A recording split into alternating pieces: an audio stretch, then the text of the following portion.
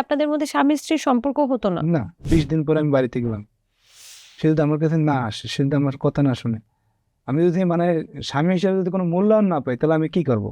আমার ভালো লাগে না, আপনি আপনার মতন ঘুমান, কোনো কথা কেন না, ঘুমাই থাকেন। আমি স্বামী না, আমি আসামি, সেটাই আমি বলতেছি না। স্বামী স্ত্রীর যে সম্পর্ক বা যে বন্ধন, এই ধরনের কোনো সম্পর্কই হয়নি 3-4 দিন এরকমের, ওই যখন প্রথম বিয়ের সময়, তারপর থেকে সে আলাদা? স্বামীর অবর্তমানে যদি সে রিলেশন করে, সেটা তো দেখার মতন কিছু নাই।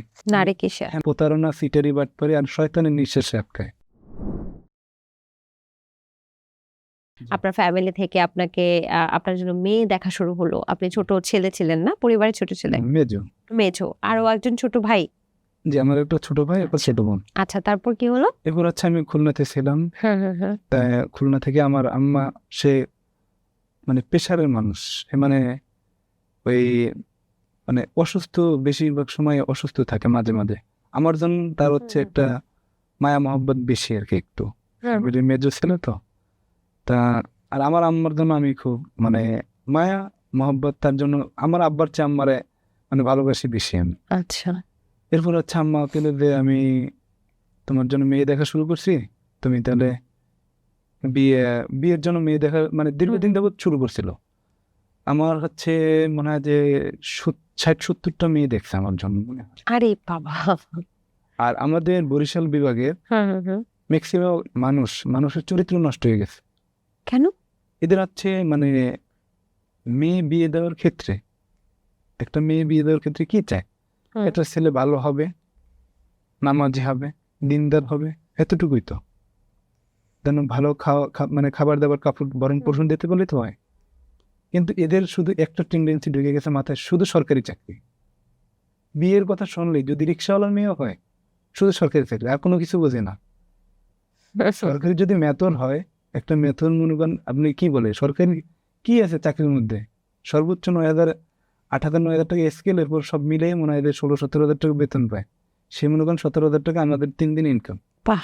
4 দিন ইনকাম। গুরুত্বপূর্ণ একটা কথা বলেছেন তো আপনি। আচ্ছা। এইখানে মানে ব্যবসা, আল্লাহ তো ব্যবসায় বরকত দিয়েছে, চাকরিতে বরকত দেয় না। তা প্রত্যেকটা মেয়ের মা বাবাই এর মধ্যে, আমার আম্মা এই 1.5 বছর 2 বছর যাবত মেয়ে খুঁজতেছিল।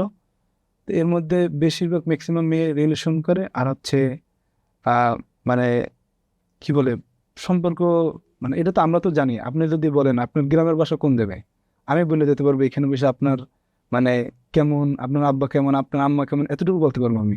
আমার সেই 64 জেলায় লিঙ্ক আছে। আচ্ছা, মানে কিভাবে লিঙ্ক আছে? এটা হচ্ছে মনে করেন এই যে ড্রাইভিং সেক্টরে যারা আছে, অনলাইন গ্রুপ আছে কিছু, এদের সাথে যুক্ত আছি। তারপর হচ্ছে মানে ভাই ব্রাদার সব জায়গায় চলতে চলতে এইখান থেকে মনে করেন আমি রাজশাহীতে গেছি।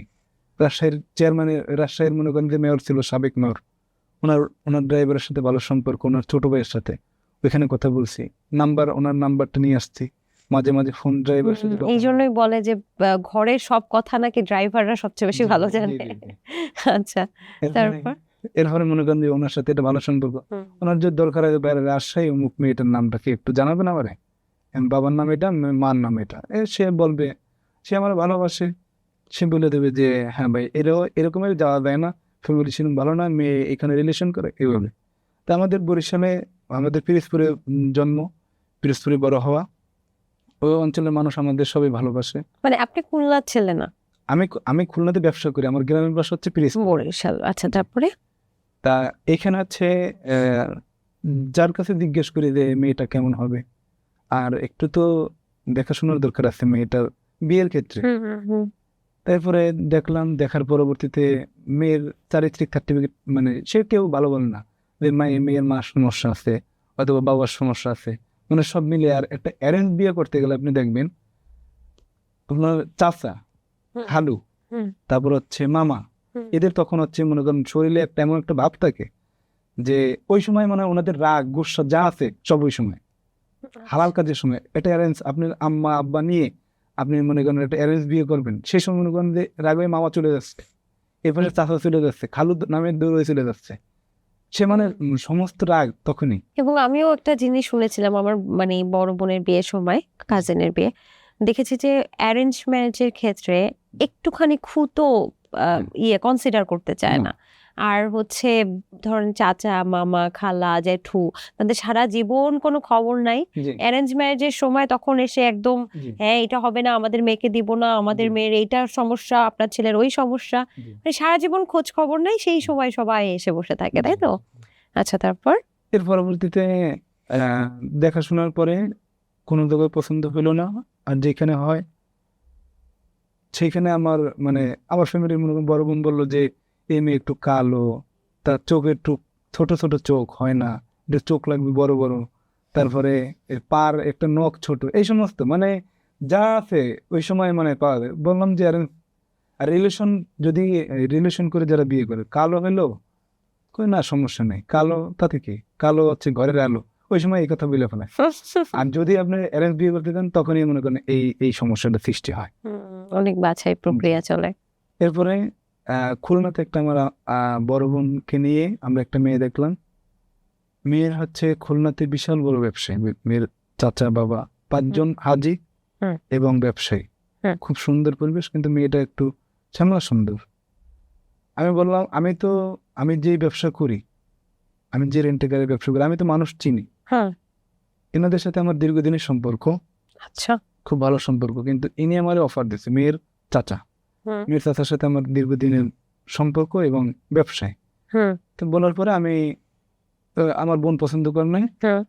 আর আমার আম্মা কইলো তুমি দেখো। তা মেয়েটা একটু শ্যামলা সুন্দর, আমি তারপর বলছি সমস্যা নেই। তা বড় বোন বলতেছে, দুলাভাই বলতেছে হবে না হবে না, এবার বাতিল বাতিল করলাম। কেন হবে না?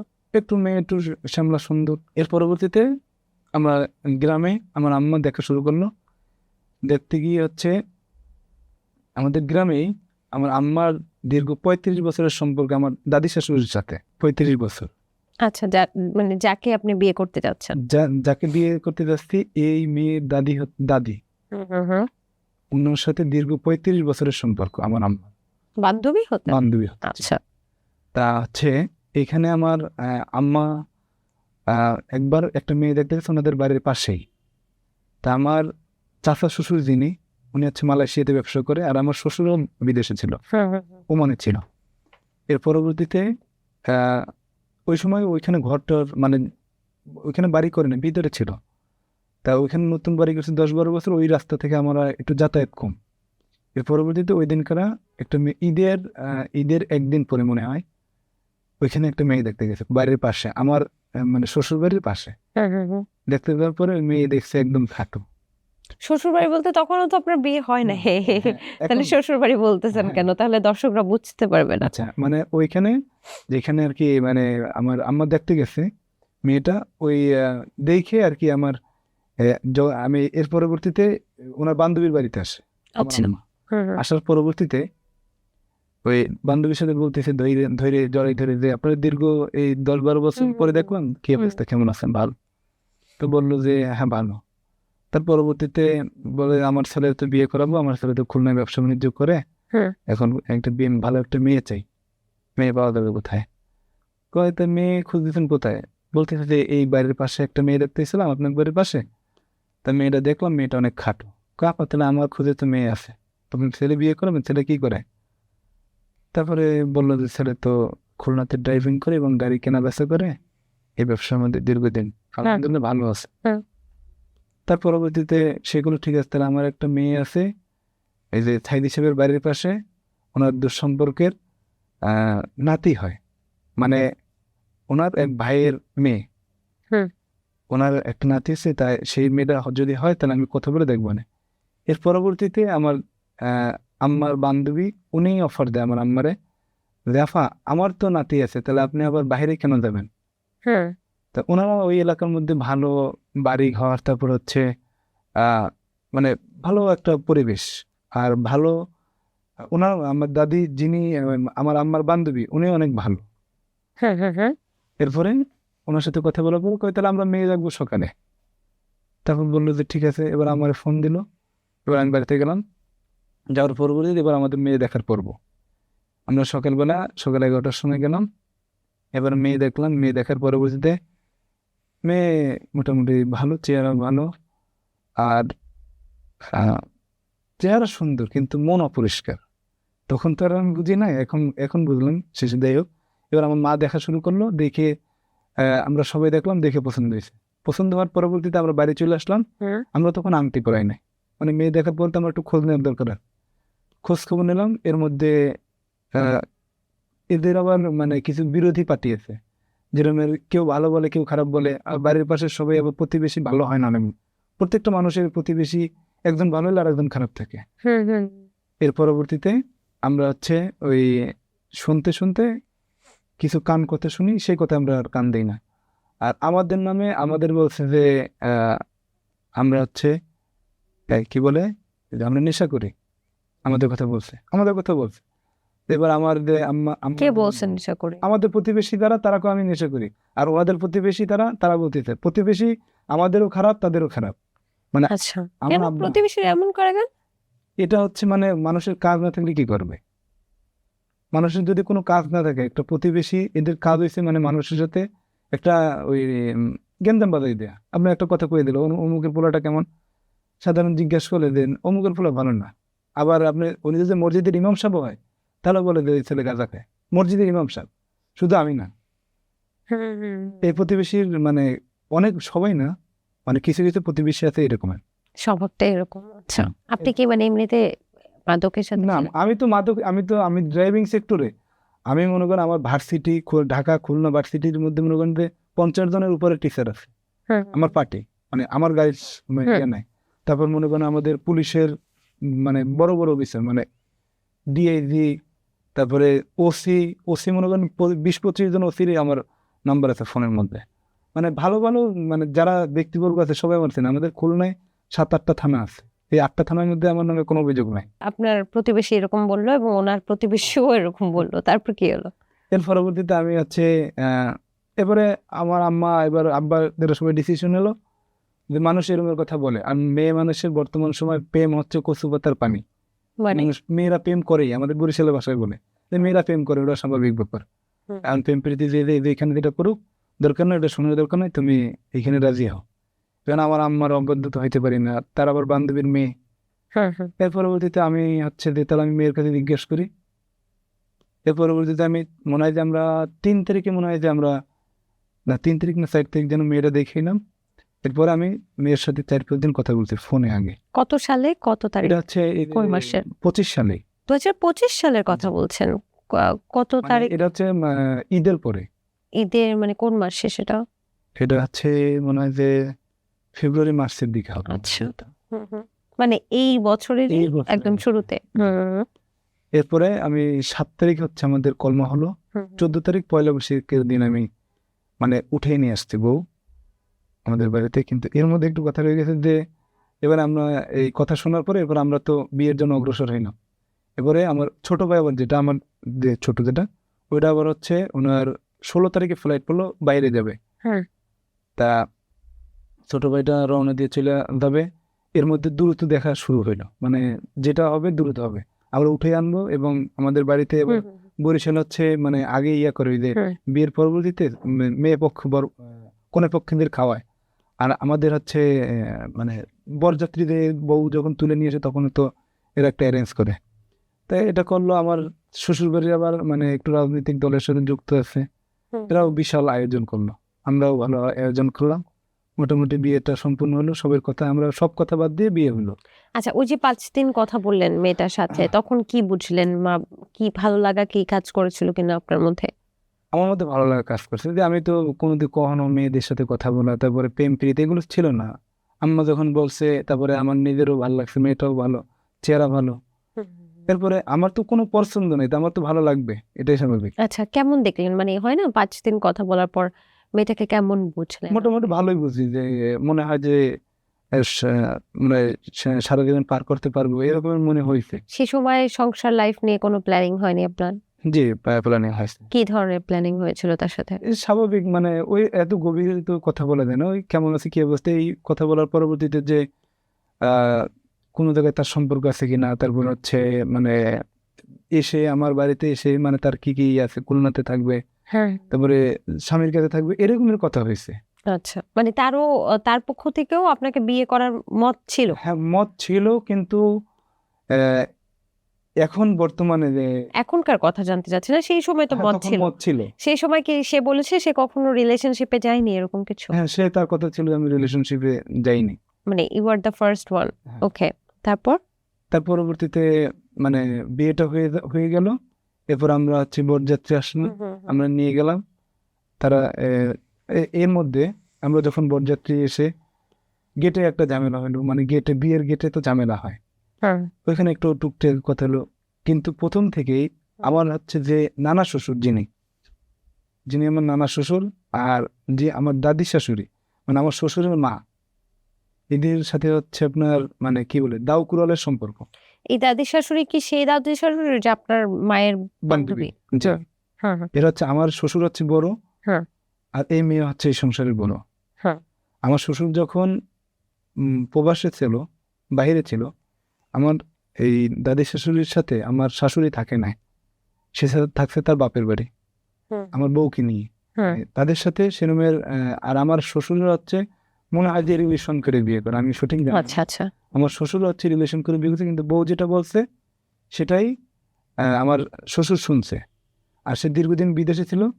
তার পরবর্তীতে ওই বিদেশে থাকার পরে উনি ওইখানেই থাকতো, ওই আমার নানা শ্বশুর বাড়ি থাকতো, মানে আমার বউয়ের নানা বাড়ি থাকতো। হ্যাঁ, হ্যাঁ, মানে মেয়েকে নিয়ে ওই মা বাড়িতে থাকতো। হচ্ছে মার বাপের বাড়ি চলে যায়, জি, মানে আপনার ওয়াইফ যখন ছোট ছিল, জি, এবং তার মানে শ্বশুর বাড়িতে থাকে নাই আপনার হুম, শাশুড়ি, না। আপনার শাশুড়ি শ্বশুর বাড়িতে থাকে নাই, না। তো আচ্ছা ঠিক আছে, বুঝছি। এর পরবর্তীতে আমার এখন মানে বিয়েটা হয়ে যাওয়ার পরে হ্যাঁ, এখন মানে গেটের মধ্যে বসে আমাদের সাথে রূপ ব্যবহার করছে তখন কে? নানা শ্বশুর। ওকে। মানে এটা করছে হচ্ছে আমার নানা শ্বশুর যখন আংটি পরায় ঘরের মধ্যে বসে, যখন আমরা নিব, হ্যাঁ, হ্যাঁ, হ্যাঁ। এই এর আংটি নিয়ে কি যেন একটা গ্যাঞ্জাম হয়েছে ঘরের মধ্যে সম্ভবত। এরপরে গেটে একটু ভেজাল করে, বন্ধুরা একটু স্প্রে মারে, তারপর হচ্ছে পানি মিষ্টি খাওয়াবে কে, জুতাটা এনে নিয়ে দেয়, এরকম কিছু সিচুয়েশন থাকে। ওইখানে হচ্ছে 20,000 টাকা যাচ্ছে। সে সময় নানা শ্বশুর সে গালাগালি দিচ্ছে যে আবার ওই বন্ধুরা প্রথমে শুরু করছে 3,000 টাকা দিয়ে, এবার 4,000, এবার 5,000, এবার 10,000। এর পরবর্তীতে গেট ছাড়া হয় আমাদের বরিশালের, এটাই নিয়ম। এটা না করলে মজা পায় না তারা। অনেক বিয়েতে, শুধু বরিশালে না, সব জায়গায়। এর পরবর্তীতে এটা হওয়ার পরবর্তীতে যাই হোক ভিতরে গেল, উনি একটু রুট ব্যবহার করছে। পরবর্তীতে আমরা শুনছি রুড বিহেভিয়ার মানে বাচ্চাদের সাথে, বাচ্চারা তো বাচ্চা সাধারণত এবং এটা করে। সবার সাথে, কি বলেছেন উনি? ফকিন্নির বাচ্চা, তারপরে এই সমস্ত কথাবার্তা উনি বলছে। আচ্ছা, আচ্ছা। এরপরে আমার দুলাভাই এরা শুনে পরবর্তীতে মনে হয় যে 14,000 টাকা না 15,000 টাকা গেটে দিল, এবার গেট ছাড়লো। এরপরে ভিতরে আমরা আনুষ্ঠানিকতা শেষ করলাম। তারপরে বউ নিয়ে চলে গেলাম। 3 দিন পরে আসলাম। এরপর থেকে 3 দিন পর থেকে মনে করেন যে আমার বউয়ের আন্তরিকতা, যে স্বামী স্ত্রীর যে সম্পর্কটা, সেটা তার মধ্যে দেখা যায় না। আচ্ছা, প্রথম যখন আপনি বউটা নিয়ে গেলেন তখন তো নিশ্চয়ই এই 3 দিন কি ভালো ছিল সে? মোটামুটি ভালো ছিল। মানে সংসার করা বা গুছিয়ে রাখা বা দায়িত্ববোধ, এই বিষয়গুলো কেমন দেখেছেন তার মধ্যে? এটা ভালো ছিল। হ্যাঁ, হ্যাঁ। মানে 3 দিনে তো সেরকম, 3 দিন না 2 দিন। আচ্ছা। বিয়ের প্রথম দিন, দ্বিতীয় দিন, তৃতীয় দিন আমরা তো শ্বশুর বাড়ি যেতে হয়। তারপর তারাও দেখতে আসে আমার, মানে যারা ওই যে শ্বশুর বাড়ি থেকে যারা বোন থাকে, মানে শালি থাকে, যে আমার যারা শালি, তারপর আমার খালা শাশুড়ি, তারা দেখতে আসছিল। দেখে টেকে গেল। আর হচ্ছে মানে আইসে আমার খালা শাশুড়িরা এইবার শুরু হচ্ছে, মানে এই শাশুড়ি, নানা বাড়ি এবং দাদা বাড়ি, হ্যাঁ। মানে আমার আমার আম্মার যে বান্ধবী, এ তো নানা, দাদা দাদি। দাদা বাড়ি, আর খালা বাড়ি মানে আমার বউয়ের যে নানা বাড়ি, এই বাড়ির লোকজনই দেখতে আসলো আমাদের বাড়ি। এবার আইসে তারা শুধু ভুল ধরতেছে আমাদের একদিন পরে, বিয়ের একদিন পরে, তুমি খুলনায় কবে নিয়ে যাবো আমার মেয়েরে? তা সে আমার চেনে না, জানে না, কোনোদিন কথা হয় নাই, নতুন। সে আমার সাথে এই ধরনের যে তুমি মেয়ের, আমার বউয়ের নাম হচ্ছিল তানহা। আচ্ছা, মানে আপনার খালা শাশুড়িরা, মানে জি। ওই আপনার বউয়ের খালারা? এক একজনের 3টা করে বিয়ে, তারা স্বামী খালাদের? জি, আচ্ছা। স্বামী চেঞ্জ করে, মনে করেন যে ওই কি বলে পোশাক যেরকম চেঞ্জ করে, সে ভালো লাগে না তারা ছেড়ে দিচ্ছে, ওকে। এরকমের। তা সে আমার সাথে ব্যবহার করতেছে যে তুমি তানহাকে নিয়ে খুলনাতে কবে যাবো, তো ছোট মানুষ, তুমি ওরা নিয়ে খুলনাতে থাকবা, এদের দেওয়া। আমি তো বিয়ে হয়েছে তো মাত্র একদিন, আমি তো এখনো ডিসিশন নিতে পারি না, আমার তো ফ্যামিলির সবাই আছে, আমি তো নিয়ে যাবো 100%। ছোট মানুষ বলতে আপনার সাথে বয়সের ডিফারেন্স কত? 18 বছর বয়স, আমার 26 বছর। আপনার 26। হ্যাঁ, আমার তখন একটু কম ছিল। কিসে পড়তো? হচ্ছে মানে ওই ইন্টার ফার্স্ট ইয়ারে, মানে হ্যাঁ, এসএসসি পরীক্ষার না ইন্টারে পড়তো। আচ্ছা। এর পরবর্তীতে ওই আমার খালা শাশুড়ি এই ব্যবহারটা আমার পছন্দ হয় না, যে সে তো আমার চেনে না, সে তো আমার এই ধরনের ব্যবহারটা করতে পারে না আমার সাথে। এর পরবর্তীতে আমি এটা একটু কষ্ট পাই, দেখা গেল আমি আর কোনো কিছু বলি না, ওনার তো ওইটা ইয়ে রয়েছে। তারপর আমাদের বাড়িতে প্রত্যেকটা মানে কাজে ভুল ধরতেছে উনি, আমার খালা শাশুড়ি। এবং আমার যে খালা শাশুড়ির যে আম্মা, মানে খালা শাশুড়ির যে খালা, উনিও আসছিল, আমার নানি শাশুড়ি হয়, মানে আমার বউয়ের যে নানি, ওনার বোন, ছোট বোন, উনিও আসছিল। তা উনি আর কি মানে আমাদের বাড়িতে কি হচ্ছে না হচ্ছে, ভুল ত্রুটি যা আছে সব উনি ফোন দিয়ে মানে আমার শাশুড়ির কাছে এই জিনিসগুলা বার্তা পাঠাচ্ছে শুধু। সে ঘরে থাকতেছে না, মানুষ বিয়ের পরে বউয়ের কাছে থাকে না বসে, সে মানে আমাদের কি দিয়ে ভাত খাচ্ছে, মানে কি করতেছে, সমস্ত ব্যাপারগুলো বলতেছে এদিকে। যাই হোক, এর পরবর্তীতে 3 দিন পরে হচ্ছে আমাদের বাড়িতে আসলো কনে পক্ষেরা, মানে আমার শ্বশুর বাড়ির গ্রুপরা, বিয়ের 3 দিন পরে। এরপরে আসার পরে ওই দিনকার 3 দিন পরে থেকে খালারা আসলো নাকি? না, একদিন পরে আসছে। ও আচ্ছা, তারা পরের দিনই চলে আসছে। হ্যাঁ, আবার পরের দিন, মানে ওই বিয়ের পরের দিন আসার নিয়ম, দেখতে আসে যে কেমন আছে কি অবস্থায়। তার পরবর্তীতে আবার মানে 2 দিন পরে আবার আসলো আমাদের বাড়িতে। আসার পরবর্তীতে আমরা তো সুন্দরভাবে অ্যারেঞ্জ করছি। ঠিক মানে 1:30টার সময়, নামাজের সময় একটা বৃষ্টি হলো, মানে অনেক বৃষ্টি হয়েছে ওই দিনকে। বৃষ্টি হয়ে সব মানে আমাদের হচ্ছে ওই যে গ্রামের বাড়ি তো, মানে কাদা হয়ে গেল, মানে মাটিটা একদম শীতল হয়ে গেল। এর পরবর্তীতে আমার নানা শ্বশুর এরা সবাই আসলো, আইসা নামাজ পড়ে এবার আমাদের প্যান্ডেল সাজানো, চেয়ার টেবিল সমস্ত কিছু সাজানো, সব কাদার মধ্যে, মানে খাবারটা আমরা নিয়ে ঘরে উঠে রাখলাম বিল্ডিং এর মধ্যে। এর পরবর্তীতে এরা বাড়ি আসার মধ্যে এবার সব কাদা কাদা হয়ে গেছে। এবার একটা বিল্ডিং ছিল আমার এক কাকার, ওই বিল্ডিং এ আমরা উঠাই খাবারগুলো। উঠে এবার আমার যিনি চাচার শ্বশুর, ইনি হচ্ছে মালয়েশিয়াতে ব্যবসা করে দীর্ঘদিন। তা ইনি হচ্ছে মানে প্রথম থেকেই সে আমার প্রতি একটু দুর্বল, মানে সে আমার জামাই হিসাবে সে আমার যথেষ্ট সম্মান, শ্রদ্ধা, ভালোবাসা। এর পরবর্তীতে উনি আসলো, উনি বললো কি যে তাহলে ওই যে ফাঁকা গড্ডা আছে ওইখানে আমরা খাওয়া দাওয়া করাই, আমার চাচা শ্বশুর বললো। আমি বললাম ঠিক আছে। এবার সব খাবার সেই মেহমানের সামনে আমি মাথায় টাইনে নিয়ে খাওয়াইলাম, মানে বাসার মধ্যে নিয়ে গেলাম। এইখানে এই সূত্র কিন্তু এই একটাই সূত্র, এইখানে যখন খাবারগুলো সব বাসায় নেওয়া হয়, ওই বাসাতে নেওয়া হয়, এর পরবর্তীতে আমার ওই চাচা শ্বশুর এবং আমার নানা শ্বশুর, মানে আমার শ্বশুরের যে ছোট ভাই, ওইটা চাচা, ওই চাচা এবং নানা এখানে বললো যে আগে মহিলাদের খাওয়াই নিয়ে আমরা খাওয়া দাওয়া করে মহিলাদের আগে পাঠাই দেবো, গাড়িতে বসে থাকবে। এর পরবর্তীতে পুরুষরা খাবে, পুরুষরা একদিকে দাঁড়িয়ে থাকলেও সমস্যা নাই। এবার নানা শ্বশুর সে আমার চাচা শ্বশুরের সাথে রুট ব্যবহার করলো, তখন আবার তুমি এত বুঝো কেন, মানে উল্টো পাল্টা কি যেন বলছে। বলার পরে আমার চাচা শ্বশুর ওই সময় একটা কথা বলে, আপনি তো বেশি বোঝেন, আগে মহিলা খাইলে সমস্যা কি। এই তার কথা হয়েছে একটা কি ছোট ছোট বিষয় নিয়ে ঝগড়া লাগতেছে, মানে এই বিষয়টা থেকে, খাবার নিয়ে, এই বিষয়টা থেকেই মানে এই আমার সংসারটা ধ্বংস হলো এইখান থেকে, খাবার নিয়ে। এই খাবার নিয়ে। এই যে আমার চাচা শ্বশুর বললো না যে আপনি কি বেশি বোঝেন, আমার নানা শ্বশুর বললো। আমার চাচা শ্বশুর সে মালয়েশিয়া থাকে, ব্যবসা বাণিজ্য করে, মানে সে সম্মান শ্রদ্ধা করে, তারপরে তো তার একটা পার্সোনালিটি, তার মেহমান গেস্ট আসতে সাথে তার তো একটা দায়িত্ব আছে। আর সে মানে সমস্ত এই দায়িত্ব নিয়ে বিয়েটা গুছাইছে সে। এরপরে আমার চাচা শ্বশুর এই কথা রইলো যে আপনি কি বেশি বোঝেন, আমার নানা শ্বশুর বললো। এবার সে রাগ হয়ে চলে গেল বাড়িতে, রাগ হইলো না চাচার সাথে, আমি বাড়িতে চলে গেল। তারপরে আবার ওইখান থেকে আমরা শ্বশুর দিয়ে হাত পা ধরে নিয়ে এলাম আমার নানা শ্বশুর আইনা খাওয়া দাওয়া করাইলো। এর পরবর্তীতে আমরা সব আনুষ্ঠানিকতা শেষ করে আমরা ওই সময় ওই দিনকার খাওয়া দাওয়া করে আমার ছোট ভাইটা সৌদি আরবের উদ্দেশ্যে সন্ধ্যায় রওনা দিল, আর আমি বউ নিয়ে রওনা দিলাম হচ্ছে আমার শ্বশুর বাড়িতে যাচ্ছি 3 দিন পরে। এর পরবর্তীতে দাঁড়িয়ে এবারে বউ সে আমার চিনে না, বাসায় দাঁড়িয়ে সে থাকতেছে, আমি একলা মিষ্টি খাচ্ছি, সে দাঁড়িয়ে থাকতেছে চাষির সাথে, ফুফুকের সাথে, তারপরে ওই আরো চাষি আছে তাদের সাথে। আমি ওই মুরব্বী যারা ছিল দাদি, তারপরে যে স্বাস্থ্যদের যারা থাকে এরা এসে আমাদের সাথে কথাটা বলে। তার পরবর্তীতে আমরা 2 দিন থেকে চলে আসলাম। আসার পরে আবার বাড়িতে নিয়ে আসলাম, এসে আবার গেল, 2 দিন থাকলো, আবার বাড়িতে গেল। এর পরবর্তী আমি খুলনা চলে আসি। এবার আমার এইখানে তো মনে করেন যে এই খুলনার যারা আছে আমার এত দীর্ঘ অনেকদিন 4-5 দিন আমি গ্যাপ রয়ে গেল না, সবাই ফোন দিচ্ছে ভাই গাড়ি লাগবে। তারপরে আমি আবার খুলনাতে মনে করেন যে চলে আসি। এসে আবার 2 দিন পরে আবার যাই, বেড়াইয়ে আসি। এরপরে বউ আমাদের বাড়িতে নিয়ে 2 দিন রাখলাম, আবার এই বাড়িতে আইলো, শ্বশুর বাড়িতে। এই হচ্ছে আমাদের মানে সংসার এতটুকু।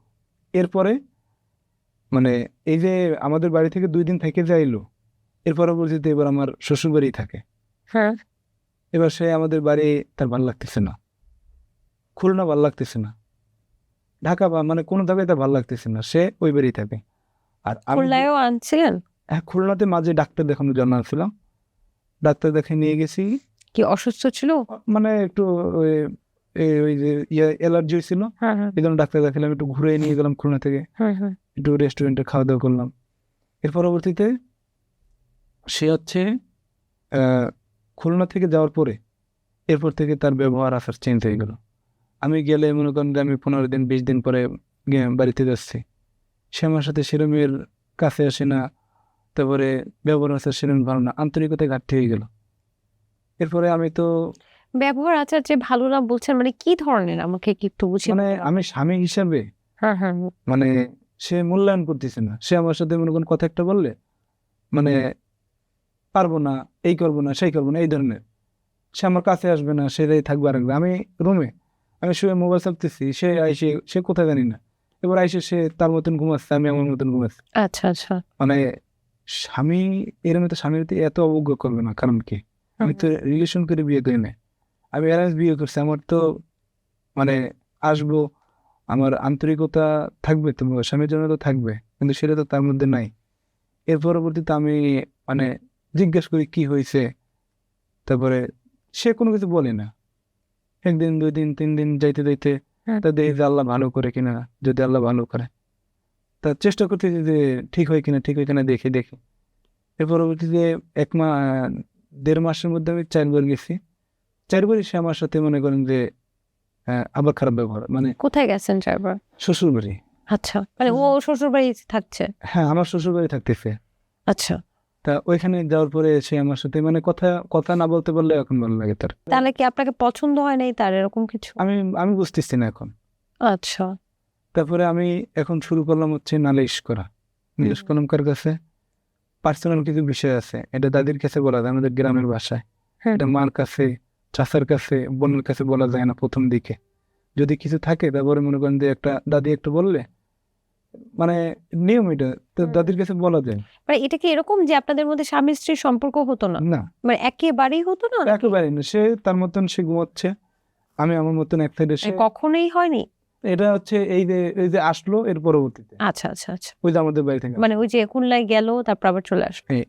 এরপরে শুরু হলো তার মানে এই আমার সাথে এই ধরনের ইয়েটা। তার পরবর্তীতে আমি দাদি শাশুড়ির কাছে নালিশ করলাম যে দাদু এইটা কেন হবে, এই জিনিস এইভাবে কেন করতেছে।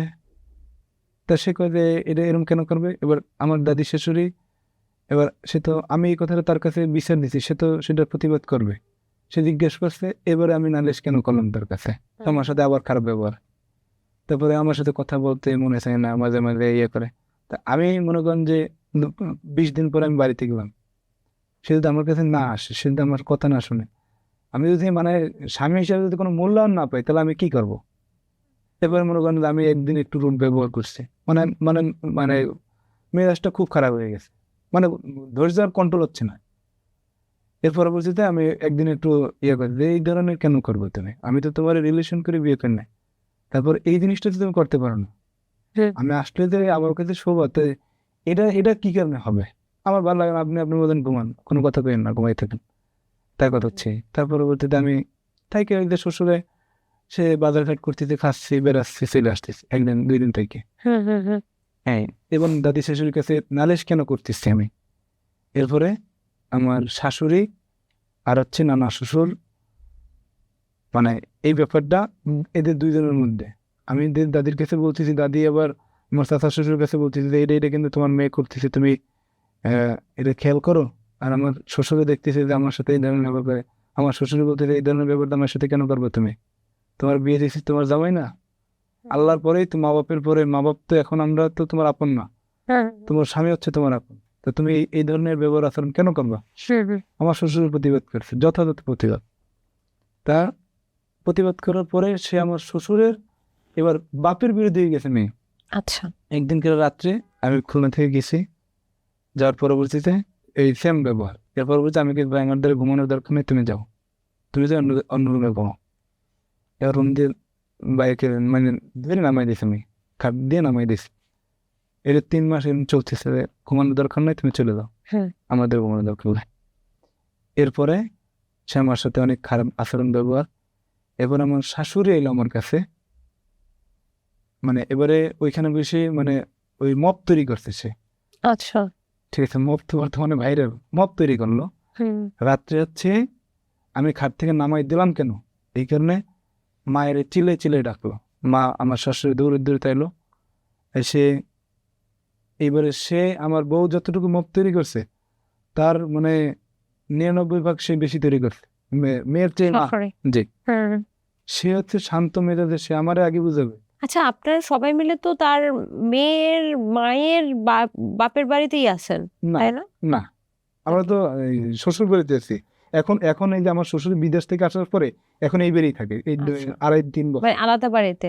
হ্যাঁ, ও না ওই পাশে ওই বাড়িতেই, ওই মানে সবাই এরা যৌথ ফ্যামিলি। আপনার শ্বশুরও কি শ্বশুর বাড়িতে থাকেন? না, যৌথ ফ্যামিলি এরা। ওই চাচা শ্বশুর, আমার 5 জন শ্বশুর, ওরা 5 ভাই, এর 5 ভাই একটা বাড়ি করছে 3 তলা, ওইখানে ওই বাড়ির মধ্যেই থাকে। এর পরবর্তীতে ওই সময় বাজে রাত্রে 2টা, না 2টা না 1:30, তখন আমার শাশুড়ি যা তা ব্যবহার আমার সাথে। এরপরে আমি পেলাম যে এবার আমার শ্বশুর বলতেছে যে তুমি তো এই ধরনের ব্যবহার করতে পার না, তুমি তো জামাইরে বুঝাবে আগে, তো তুমি এই ধরনের ব্যবহার আমার সাথে কেন করতেছ। এবার সে আমার, এবার শ্বশুর আর শাশুড়ির জ্ঞান ছাড়ান লাগতেছে আমার, মানে শ্বশুর মানে শাশুড়ি আমার শ্বশুরের মানে চিরে ফেলার মতন অবস্থা সিরমের। আর মানে একটু বাজে একটা সিচুয়েশন হয়ে গেছে এখানে। এরপরে আমার শ্বশুরে যথেষ্ট বুঝাইলো, সে কার বুঝ কে শোনে। আমার বউ এবার বলতেছে, আমার বউ হচ্ছে মানে 17 বছর, মানে 18 বছর তার মনে হয় যে 1-1.5 মাস বাকি আছে, ওই তখন মানে আরো 2-3-4-5 মাস আগের কথা বলতেছে। ওই তখন আর কি জ্ঞান রইলো। তা বলতেছে তুমি আমার 18 বছরের আগে বিয়ে দিছো, তোমার নামে মামলা করবো। ওনার মাকে বলছে? বাবাকে বলতেছে। বাবাকে বলতেছে। আচ্ছা আচ্ছা, আসলে কিন্তু 18 বছর বয়সের আগে বিয়েটা না করাটাই উচিত, কিন্তু মনে হয় হয়তো 1 মাস 2 মাস বাকি ছিল। আচ্ছা, যাই হোক, এটা ধরার মধ্যে না। যাই হোক, এর পরবর্তীতে এই কথা বললো। এবার আমার শ্বশুর এই কথা শুনে তার তো মাথা গরম হয়ে গেছে, সে একটা চোয়ার মারলো। তা আমি এবার ছাড়াই না, আরো মারতে গেছে, তারপর আমি ছাড়াই রুমের মধ্যে নিয়ে আসলাম। সে আমার রুমের, এবার আমার তো সিরা করার মতন অবস্থা। এবার আমি স্বামী না আমি আসামি সেটাই আমি বলতেছি না, সে মানে আমার ওইখানে বাদে একটা সিচুয়েশন হয়ে যায়। মানে আপনাকে কি গায়ে হাত তুলতো আপনার ওয়াইফ? না না, গায়ে হাত দেওয়ার মতন অবস্থা হয়ে যেত, মানে প্রচন্ড কি বলে মানে মানে ধরে রাখার মতো নিয়ে না, রাগে, প্রচন্ড রাগে, আর এত জেদি। তা আমি এরমের মেয়ে খুব কম দেখছি আমার এই যে ব্যবসায়িক জীবনে, মানে একদম প্রথম থেকে শেষ পর্যন্ত আমি এরম মেয়ে দেখি নাই যে এত মেয়েরা বিয়ে হলে একটু চেঞ্জ হয়, একটু পরিবর্তন হয়। যে না আল্লাহ, আমি এর আগে যেভাবে থাকি তারপর শ্বশুর বাড়ি স্বামীর সংসার যাওয়ার পরে একটু চেঞ্জ হয়, যে না একটু ভালো হওয়া দরকার, ভালো ব্যবহার করা দরকার, এতটুকুই তো। তারপরে সে আমার সাথে ওই রাত্রি করছে, আমি সকালে একটু চলে গেছিলাম, না সকালে চলে গেলাম। এবার আমার চাচার শ্বশুর যিনি, উনি এবার আমার বুঝাইলো যে বাবা যেটা হয়েছে বাদ দাও, খুলনা থেকে আমি খুলনা চলে এলাম, কথা কথা হচ্ছে, মোটামুটি আন্তরিকতা ঘাটতি হয়ে যাচ্ছে আস্তে আস্তে। সর্বশেষ আমি হচ্ছে খুলনাতে এবারে ডাক্তার দেখানোর জন্য, আমার দাদা শ্বশুর অসুস্থ ছিল, খুলনাতে নিয়ে আসলো, খুলনাতে রাখলো দীর্ঘদিন। রাখার পরবর্তীতে ওই হসপিটালে ভর্তি, ইসলামিক হসপিটালে ভর্তি করানো, ওইখানে আমি নিয়ে আসতে গেলাম। আমার বউ একটু হালকা অসুস্থ, মাঝে মাঝে বলে মাথা ঘুরে, হ্যান ত্যান এই সমস্ত বলতেছিল। মানে মানে খাওয়া দাওয়া করে না, 1 নম্বর হচ্ছে খাওয়া দাওয়া করে না, আর হচ্ছে সেরমের ঘুমায় না, টিভি দেখে, এই কারণে। তারপরে খুলনাতে নিয়ে এলো। এবার খুলনা এসে সে আমাদের থাকে না, সে থাকে তার একটা চাচাতো ভাই আছে আমার শ্বশুরের, সেই বাসায় থাকে। আমার কাছে আমার সাথে সেরকম কথা বলে না, ইয়েও করে না। আমার সাথে আলাদা সেরমের এই দাও কুরলের সম্পর্ক মতো না। আমি যত বুঝাইতে চাচ্ছি সে আবার বুঝি শোনে না। পরবর্তীতে আপনি কি তার সাথে রাগারাগি করতেন? না, আমি রাগারাগি করতাম না। রাগারাগি বা মানে ধমক দেয়া, গায়ে হাত তোলা? না না, এটা আমি খুব ফিল করি না। গায়ে হাত তবে দিই যাই না। হোক, আপনি তখন যদিও ম্যাচিউরড ছিলেন, 26 বছর একজন ছেলে হিসেবে, ও কিন্তু একেবারে বয়ঃসন্ধিকালটা মাত্র পেরোলো। জি। সেই সময়টা এই যে আমার মনে হয়েছে কেন যেন সে বিয়েটা মানতে পারে নাই হঠাৎ জি। করে। আচ্ছা, এখানে তারপর কি হলো? এটা আমি পরবর্তীতে শুনছি তার হয়তোবা কোনো জায়গায় রিলেশন ছিল। রিলেশন এটা তা জানি না। আচ্ছা, পরবর্তীতে আমরা শুনি মানে বয়ঃসন্ধিকালে এরকম হয় যে হুট করে বিয়ে দেওয়াটা অনেকে মেনে নিতে পারেন না। আমার কাছে মনে হয়েছিল ওরকম কিছু একটা, যে সে আরেকটু পড়াশোনা করে তারপরে সংসারের দিকে যেতে। এরপরে খুলনাতে আসলো। খুলনাতে এই ঘুরে টুরে চলে গেল। আর টুকটাক মানে ওই আমি একবার আমার শ্বশুর বললো যে তুমি বাসায় নিয়ে যাও, যে তোমার সাথে থাকো। তারপরে বাসায় দিয়ে সেই জায়গায় জ্ঞান সেম গ্রামের পরিষদ যেটা হয়েছে সেটা শহরের বেশি। হ্যাঁ, পরবর্তীতে গ্যাঞ্জাম গুলো কি শুধুমাত্র মানে আপনার সাথে সে থাকতে চায় না? থাকতেই চায় না, আর তার আচ্ছা। সাথে কোনো কথাই বলা যাবে না। আচ্ছা। তা একটা ছেলে বিয়ে করে মানে সাধারণ কোনো কথা বলা যাবে না তার সাথে। হুম, হুম, হুম, হুম। আমি যে আপনার সাথে কথা বলতেছি এই কথাটুকু সে মানে কোনো কথাই সে আমার সাথে বলতে চায় না। মানে আপনাকে সহ্যই করতে পারছে না, না। আচ্ছা, তারপরে? এরকম একটা অবস্থা। এরপর হচ্ছে বাড়িতে গেল, 8 দিন থাকলো খুলনাতে। এবার বাড়িতে চলে গেল। বাড়িতে যাইয়ে আমাদের বাড়ি না তাদের বাড়িতে, এবারে বাড়িতে কি 2-3 দিন থেকে এরপরে আমাদের বাড়ি গেল। বাড়ি যেয়ে 12 দিন থাকলো। ওই আমার শ্বশুর বাড়ি যেয়ে এবার আমাদের বাড়িতে গেল। হুম। 13 দিন থেকে এলো। আর হচ্ছে আমার শাশুড়ির সাথে মানে যত কথা সমস্ত কথা তো বলে চলে গেছে। মানে মানে আপনাদের বাসায় চলে গেছে? আমাদের বাসায় ছিল, এর পরবর্তীতে এর বাসায় 13 দিন পরে বাসায় চলে গেল এদের বাড়িতে। আমি আসলাম খুলনা থেকে, এসে তাদের দিয়ে আসলাম তাদের বাড়িতে। এর পরবর্তীতে আমাদের বাড়ি থেকে এর যতটুকু মাল জিনিস জামা কাপড় ছিল কিছু কিছু জামা কাপড় নিয়ে গেল। হ্যাঁ। বাড়ি যাওয়ার পরে এবারে তার কথা হচ্ছে যে সে আমার সাথেই থাকবে না, বিনা কারণে? বিনা কারণে। মানে ফোনে কোনো ঝগড়া বা কিছু? না, ফোনে ঝগড়া, ফোনে আর তো সেরকমের কোনো ঝগড়া হয় নাই। আচ্ছা। এখন সে আমার সাথে থাকবে না। কারণটা কি? কারণ হচ্ছে সরি, এখানে হচ্ছে ওই এরে আমি কিন্তু ফার্স্ট থেকে মোবাইলটা দিইনি। ফোন দেন? হ্যাঁ, ফোন আচ্ছা। বিয়ের পরে যে মোবাইল, হুম। টাচ মোবাইল, বাটন মোবাইল, কোনো মোবাইল দিই না। কারণ আমার দাদি শাশুড়ি যিনি ইনি থাকছে এই বাড়িতে, আমার শ্বশুর বাড়িতে, তাই আমি পার্সোনাল কোনো ফোন দেয় কি কারণে দিই নাই? বর্তমান সময়ের যে মেয়েরা একটু ইয়ে থাকে, তারপর আমি কিছু কিছু কথা শোনার কারণে আমি একটু মোবাইলটা দিই নাই, হুম। যে দেব।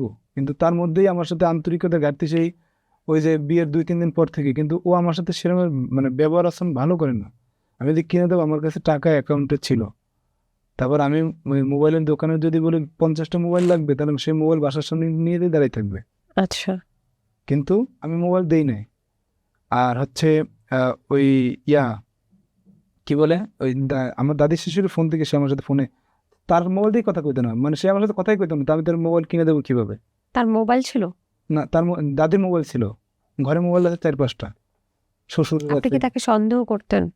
মানে প্রথম এই বিয়ের পরে কিছু কিছু কথা শোনার পরে হালকা হালকা সন্দেহ করতাম, কিন্তু ব্যবহার করার মানে খারাপ ব্যবহারের পরে আমার আস্তে আস্তে হালকা হালকা সন্দেহ হইলো। কিন্তু তারপর আমি এটা চিন্তা করছি যে মানে সেরকম গভীর কোনো কিছু না, যে থাক, এটা ছোট মানুষ ভুল হইতে পারে। ইয়ে করে আমি যত সামলানোর চেষ্টা করছি, সে মানে প্রথম থেকে এই খারাপ ব্যবহার এইটা করতে করতে গেছে। আর সে মানে তার দ্বারে থাকাই যাবে না, এরকম এরকম একটা অবস্থা। আচ্ছা, তারপর? এরপরে আমার নানা শ্বশুরের কাছে আমার দাদু নালিশ করলো হুম। যে আপনার নাতির বিয়ে দিয়েছেন, তো আপনি এই দামের সাথে এই ধরনের ব্যবহার করেন। আমি তো খুলনায় দেখে এলাম যে সে দামের কিন্তু দেয় না, থাকে না, কি কারণে আপনার এই কারণে বিয়ে দিয়েছেন? স্বামী স্ত্রী একসাথে থাকে না?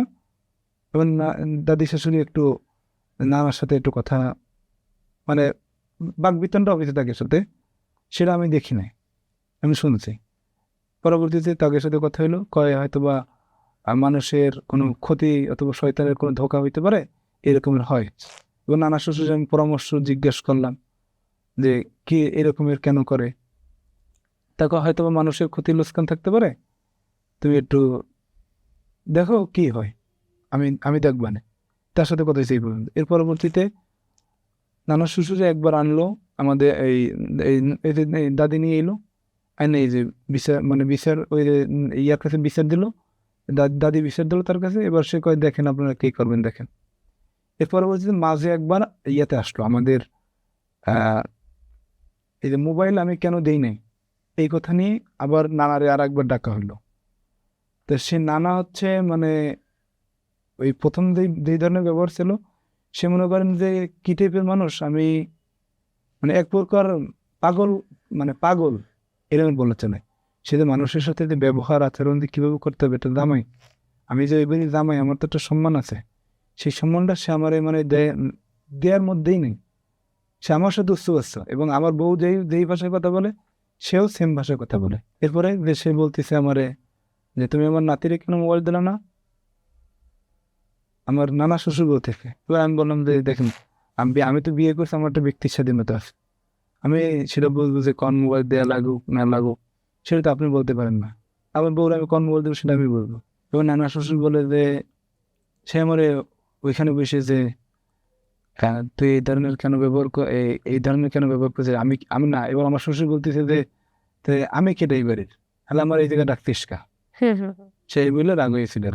আচ্ছা, এর পরবর্তীতে আমার আম্মা তখন গেছে হচ্ছে আনতে, আম্মা আব্বা গেল, সে সামনে থেকে উঠে সে চলে যাচ্ছে, মানে এক প্রকার কোনো কথা না বলে সে চলে যাচ্ছে। আমার আম্মার সাথে কথা না বলে আব্বার সাথে কথা বলে সে রাগ হয়ে বাড়ি চলে যাচ্ছে, এরকম একটা অবস্থা। তার পরবর্তীতে আমরা হচ্ছে আবার মানে ওই বাড়িতে রাইখে এবার রাত্রে আমারও রাখলো না, আমার আম্মারও রাখলো না, আর হচ্ছে আমার আব্বারও রাখলো না। আমরা তিনজনে আমাদের বাড়িতে আমরা গাড়ি নিয়ে চলে আসলাম বউ নিয়ে। ওই সময় আবার আমার বউরে ওই দিনকার রাত্রে নিয়ে আমার নানার শ্বশুর বাড়ি একটু দূরে, মানে পাশাপাশি একটু দূরে, আর আমাদের বাড়ি আর একটু দূরে। তা ওই সময় আমার চাচা শ্বশুর যিনি, আমার শ্বশুর যিনি, আমার দাদি শ্বশুর যিনি, এরা চাইছে যে আমার সাথে বউ দিয়ে দেবে, আমার মা যেহেতু আসতে দিয়ে দেবে। তা এবারে সে এবার আমার বউ যে নানা বাড়ি ছিল মাঝে দিয়ে, এবারে সে ওই বাড়ি থেকে আসলোই না। সে ওই মানে বোরকা খুললো না, বোরকা পরে আসছে, বোরকা পরে নানার সাথে সে রাত্রে 1টার সময় 1:30টার সময় নানা বাড়িতে চলে যায়। যখন যায় আমার চাচা শ্বশুর বলছে যে এখন কেন ওই বাড়িতে যাবে, নানা শ্বশুর বাড়ি কি কারণে যাবে, নানা বাড়ি এখন কি কারণে যাবে, সে আমার বাড়ি জামাই আসছে, জামাই এখন নিয়ে যাবে। কারণ সে নানায় নিয়ে গেল, আর সে তারাও দিল না। এবার আমরা আমাদের মধ্যে চলে গেলাম। এর পরবর্তীতে আমার শ্বশুরের ফুফাতো ভাই বড়, উনি হচ্ছে ঢাকাতে থাকে। উনি ঢাকা শহর অনেক মানে বিশাল বড় একজন ব্যবসায়ী, ঢাকা থেকে গ্রামীণ। উনি হচ্ছে ওই ফ্যামিলির একটু সমস্যার সমাধান করে দেয়। তারপর গার্জিয়ান বড় ভাই আমার শ্বশুরের চেয়ে 2 বছরের বড়, তার শ্বশুরের ভালো সম্মান করে তার। তো উনি গেল ঢাকা থেকে। এবার আমার আরেকজন আমার দাদি শাশুড়ির ভাই আছে একজন ঢাকাতে থাকে, উনিও ঢাকা থেকে গেল যে সমাধান করবে। আর আমার তো আমি মানে আউটসাইডে যে আমি কেমন ছেলে, কি কারণে থাকবে না, এটা তো তারা সবই জানে। আচ্ছা, আমি খুলনায় তাদের আত্মীয় স্বজন থাকে, আমরা সবাই চেনে, থাকবে না কি কারণে সেইটা জিজ্ঞেস করতেছে। এর পরবর্তীতে দাঁড়িয়ে এবার মেয়ে থাকবে না, তার কথা একটাই থাকবে না, কোনো কারণ বলেন, কোনো কারণ বলে না, সে থাকবেই না। এবার তার ফ্যামিলির যারা আসছে, ওই ফ্যামিলির যত মুরব্বী ছিল সমস্ত মুরব্বীরা আসছে ওদের বাড়িতে, এসে বোঝানো শোনানো যায়, কোনো কিছুই সে মানে না, সে থাকবেই না। এবার আমার করণীয় কি আছে, আমার তো কোনো কিছু মানে আমার কোনো কিছু করার নাই। তারা বুঝেছে। এবার আমার আব্বা আম্মা এবার সবাই মিলে আরেকবার গেলাম যে আসে কিনা দুলা ভাই। এইবারে আমার শাশুড়ি যিনি এই পাশে ঢাকা থেকে 2 জন গেছে, আমরা খুলনা থেকে, আর গ্রামের যারা ছিল সমস্ত মুরব্বী নিয়ে বসলাম এক জায়গাতে বসার পরবর্তীতে এবারে মেয়েরে বুঝাইতে গেল, সে বুঝে কাজে আসে না, সে থাকবে না, বাপে চাচার কথা কারো কথা কাজ হচ্ছে না, থাকবে না। এবার আমার শাশুড়ি বললো যে এখন কি করবা, এখন মুরব্বীরা যারা আসছে এনে সব মাথা তোলা মুরব্বী, এখন মেয়ের তো যেতে হবে। এবং আমার শ্বশুরি বলতেছে তুমি আমার তালাক দাও। আচ্ছা, তোমার আমার ডিভোর্স। মানে আপনার তালাকও চাচ্ছে, আবার আপনার শাশুড়িও তালাক চাচ্ছে। হ্যাঁ, এই কথা বলে আমার হচ্ছে মানে মা কি আপনার কাছে দিতে চায় না, মেয়ের মা? মেয়ের মা, সে মনে করেন যে ওই কান কথা বলে, মানে মেয়ে যেটা বলে সে মেয়ে যে কি বলে সেটা সেও জানে না। আর তাদের আগে থেকেই মনে করেন যে দাদিরে তাদের পছন্দ না, আর দাদির কাছে কি কারণে আমি নালিশ করলাম, এই কারণে হচ্ছে মায়ের সমস্যা হচ্ছে এখান থেকে সৃষ্টি হয়েছে। এর পরবর্তীতে এবার শাশুড়ি বলতেছে, শাশুড়ি সে বলতেছে যে তুমি আমারে ডিভোর্স দিয়ে দাও অথবা তুমি আমার তালাক দিয়ে দাও, এর বলে সে ওই সময় রাত্রে, তখন বাজে হচ্ছে মনে হয় 10টা 11টা বাজে, ওই সময় সে আমার বউ এবং আমার শাশুড়ি সে নামে আমার নানা শ্বশুর বাড়ি চলে গেল, আমার শ্বশুরের সাথে সংসার করবে না। বাহ। এবার আমার আর আমার শ্বশুর অবস্থা সেম। আপনারা আর আপনার শ্বশুর কেউই কারো বউ রাখতে পারতেছে না, না? তা এবার আমার শ্বশুর তো লজ্জিত, কারণ আমার শ্বশুর যথেষ্ট ভালো মানুষ, আর আমার ফ্যামিলির যত মানুষ আসছে এখানে। ওই রাতে কি তারপর আপনি শ্বশুরের সাথে ছিলেন? না, আমরা তো খুলনাতে চলে আসছি। আচ্ছা। আমরা হচ্ছে ওই সময় আবার ওই দিনকার রাত্রে বৃষ্টি হয়েছে, আমরা ওই দিনকার চাইছি যে ওই দুইজনের নামে মামলা করে দেবো, আমার শাশুড়ির নামে করবো, আমার শাশুড়ি। মানে এটা কি শ্বশুর আর জামাই মিলে ডিসিশন নিলেন? সবাই মিলে ডিসিশন নেই, কারণ মানে আমাদের তো আর কোনো মাথা মুখ রাখার জায়গা নেই, কারণ আমার ফ্যামিলির সবাই, তাদের ফ্যামিলির সবাই ঢাকা চিটাগাং থেকে যারা আসছে সবার সামনে সে নাইমে চলে যাচ্ছে। এটা তো একটা মা যিনি মেয়ে বিয়ে দিচ্ছে, তার তো আর কোনো এরমের করা উচিত ছিল না। আচ্ছা। তার তো বোঝানো উচিত ছিল যে মা এরকম একটা সংসারে বিয়ে হয়েছে, সংসার ভাঙ্গা উচিত না, একটা মন ভাঙ্গা মসজিদ ভাঙ্গার সমান, তুমি এই কাজটা করো না, এতটুকু তো বলতে পারতাম আমার শাশুড়ি। সে মনে করেন যে আপনার উল্টাপাল্টা ওইখানে। এর পরবর্তীতে চলে গেল। সকালে আমার শাশুড়ি ঠিকই আমার শ্বশুর বাড়ি এলো, কিন্তু আমার বউ আর আমার সে তার দাদা বাড়ি আসলো না, সে নানা বাড়ি থাকলো। আর এই নানা বাড়ি থেকে মনে করেন সব বুদ্ধি পরামর্শ দিল, আর পুরো এলাকায় সে মনে করেন যে বলে দিল যে এই ছেলে হচ্ছে ইয়াবাখোর, এই ছেলে গাঁজাখোর, এই ছেলে মদখোর, আমার নাতি ছাড়িয়ে রাখছি। এই কথাটা পুরো এলাকায় ছড়াই দিয়েছে নানা। এই কথা ছড়াই দিয়ে মানে একদম পুরো বাজে একটা অবস্থা বানিয়েছে যে আমার নাতি আমরা এই করবো, নাতি আমাদের রাখবো না, মানে এই ধরনের কিছু কিছু কথা মানুষের কাছে নাকি বলছে, কিন্তু মানুষে বলছে না, নানা বলছে আমি সঠিক জানি না, আমি তো খুলনাতে। এর পরবর্তীতে আমরা পরে 2 মাসের মতন, এরপর আবার 2 মাসের মতন অপেক্ষা। তার পরবর্তীতে হচ্ছে এই মেয়েরে দিয়ে মেয়ের নানা আর হচ্ছে বাবা, বাবা কি করবে, সে তো দেখতেছে যে বাবার কাছেও থাকে না, সে দাদা বাড়ি থাকবে বাবার কাছে, বাবা যে ইয়া করবে। এর মধ্যে আবার মাঝে আবার ঘটনা যেমন দাদা শ্বশুর মারা গেছে, ইনি দীর্ঘদিন। তা আসার পরবর্তীতে অসুস্থ হওয়ার পরবর্তীতে আমার মারা গেছে, উনি মারা গেছে যে মনে হয় যে 1 মাসের মতন হবে। এরপরে আমার চাচা শ্বশুর যিনি মালয়েশিয়ায় ব্যবসা করে, উনি দেশে চলে এলো মারা যাওয়ার দিন রাত্রে। এবারে একদিন রেখে দিল লাশ, দেখে টেকে এবার তো একটা সুখের মধ্যে 1 সপ্তাহ যাওয়ার পরবর্তীতে মেয়ের কাছে জিজ্ঞেস করছে, সে মেয়ে যাবে না। আর চাচা ডাকছে বাসা থেকে, বাসায় ডাকছে, সে রুমের মধ্যে বসে সে চাচার কাছে আসবে না। আচ্ছা। এর পরবর্তীতে চাচা একটু মারামারি করছে, মেয়েরে মারছে, তার মারার পরবর্তীতে এরপর নানা বাড়ি চলে গেল। ওই নানা বাড়ি শুধু এই নানা বাড়ির কারণেই এই পরবর্তী আমার চাচা শ্বশুর বলে দিল যে তো তুমি যেহেতু নানা বাড়ি থাকতে চাচ্ছ তো নানা বাড়ি থাকো। তারপরে মাঝে মাঝে বাড়ি আসে, মাঝে মাঝে আসে না, নানা বাড়ি থাকে এখন। এর পরবর্তীতে এই মনে হয় 8 দিন আগে আমার নানা শ্বশুর আর হচ্ছে আমার মানে আমাদের বাড়িতে যতটুকু মাল জিনিস ছিল বিয়েতে যা দিছিল ওইটা, আর হচ্ছে আমাদের যে স্বর্ণ যেটা আমরা দিছিলাম ওইটা হচ্ছে আমাদের মানে ফ্যামিলি থেকে আমার আব্বা, তারপর আমার শ্বশুর, এরা হচ্ছে দিয়ে দিল এটা। আর আমাদেরটা আমরা নিলাম, ওনাদের নিয়ে নিল। এর পরবর্তীতে আর কি এটা ওই নানা আমার শ্বশুর দেখতে চাই না, নানা গেল। নানা তো আপনি তো দেখেন সে যে নানার যে ইয়াটা এটা তো দেখছেন ডিরেকশনটা, উনি আর কি ডিভোর্স দিল, খোলা তালাক। আচ্ছা, খোলা তালাক দিয়েছে আপনাকে? জি, গ্রাম্যভাবে। ওকে। বিয়েটা কি রেজিস্ট্রেশন হয়নি? হ্যাঁ, বিয়ে রেজিস্ট্রেশন হয়। ওটা আবার এই মেয়েরা এটা পারে, মানে ডিভোর্স দিলে তো আবার 3 মাসের সময়। আচ্ছা।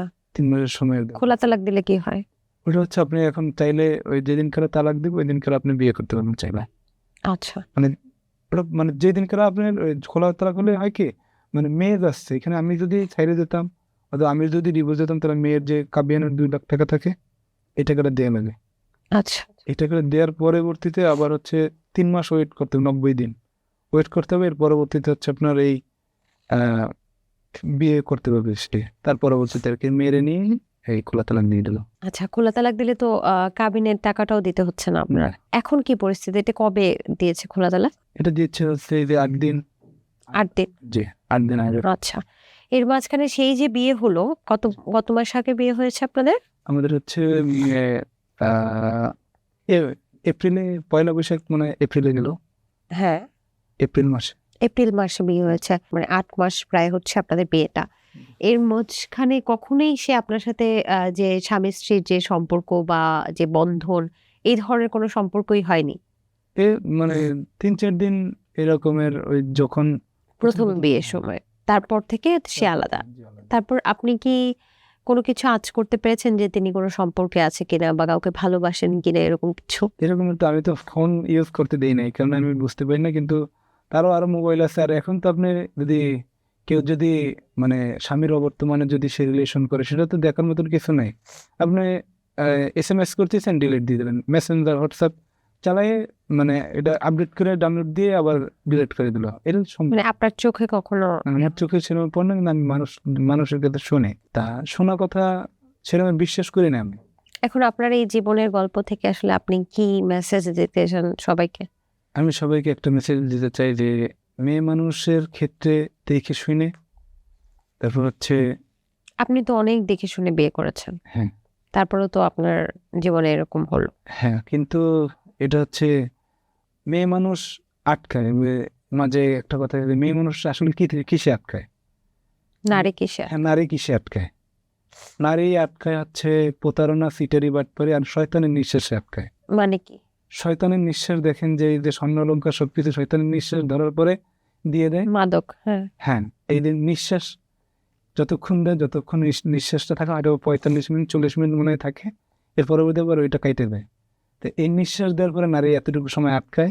এছাড়া নারীদের টাকা দিয়ে, যদি তার টাকা দিয়ে আটকানো, যদি বিল গেস্টের বউটা থাকতো, তাহসানের ভালোবাসা, তারপরে হচ্ছে আরো যারা অনেক ব্যক্তিবর্গ আছে দেখি, টাকা দিয়ে তো নারী আটকানো যায় না, টাকা দিয়ে আটকানো যায় না, ভালোবাসা দিয়ে আটকানো যায় না, তাহলে কিসে আটকায়? চিটারি বাটপারিতে আটকায়। মানে চিটার বাটপারের খপ্পরে পড়ে, এরকম বলছেন? হ্যাঁ, চিটারি মানে আপনার মানে আপনি যদি চিটার বাটপার হতেন তাহলে আপনার বউ থাকতো? আমি দেখতেছি যে আমাদের খুলনা শহরে মদ খায় প্রকাশ্যে।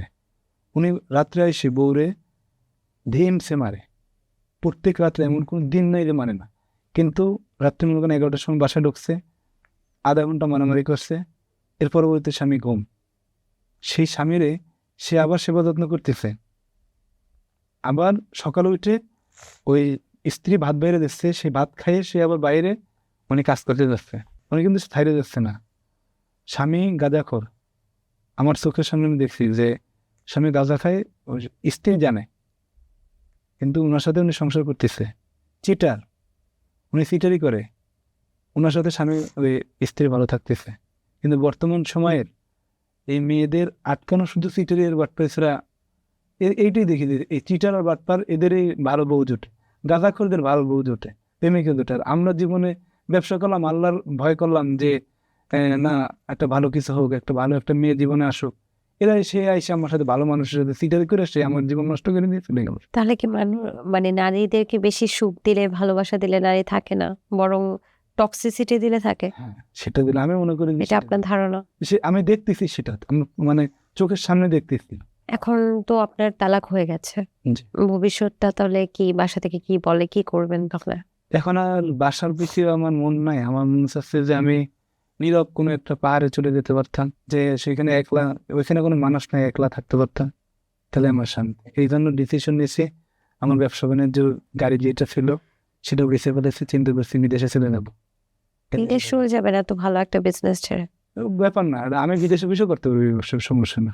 আপনি কি তাকে ভালোবেসে ফেলছিলেন, আপনার বউকে? অবশ্যই ভালোবাসারই কথা। ভালোবাসার কথা, ভালো তো বাসবো, হালাল সম্পর্ক যেহেতু ছিল, হারাম কোনো সম্পর্ক ছিল না, তাই এটা ভালোবাসতে, 100% ভালোবাসতে, তার যথেষ্ট ভালোবাসতাম। তাকে ফেরানোর চেষ্টা করেনি? এই যে খোলা তালাক দিল, আপনি কি সেখানে উপস্থিত ছিলেন? এটা আমার শ্বশুর যিনি জন্ম দিয়েছেন, হ্যাঁ, আমার শ্বশুরই পারে না, সেটা আমি স্বামী হিসেবে কিভাবে পারবো? আপনি সেখানে উপস্থিত ছিলেন না? জি উপস্থিত ছিলেন খোলা তালাকের সময়? জি। আপনি বলেন নাই যে তুমি এটা করো না বা কিছু?